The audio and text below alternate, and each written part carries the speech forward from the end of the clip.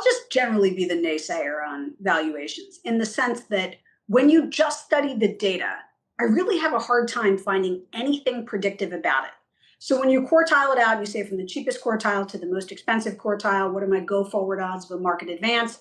The market goes up 75% of the time, regardless of valuation, right? So we can think about, valuation. It makes sense to say that it should impact your risk reward. But when I look at long-term history, I can't prove it at all. And in fact, sometimes you prove the opposite, meaning that if the stock market goes up a lot, you can see in your crystal ball that once the market goes up, it usually goes up, right? A ball in motion stays in motion. This is why momentum is actually a factor. So you say, okay, well, wait a minute. What if your starting point is really expensive? Well, then it would make sense that you go up less, right? Wrong. You actually go up more and more often. So what you find is valuation, as much as we think it might mitigate your future returns, what you find is it's almost a measure of confidence and almost like stocks get it right.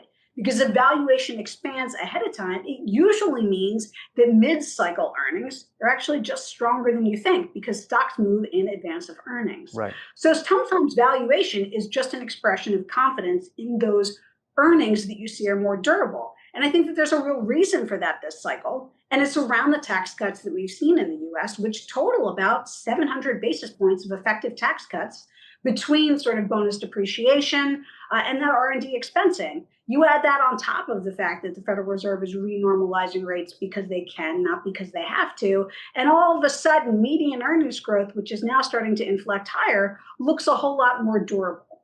So the stock market isn't going to wait for that durability to be evidenced. It's actually going to price it in ahead of time, which is usually what the stock market does.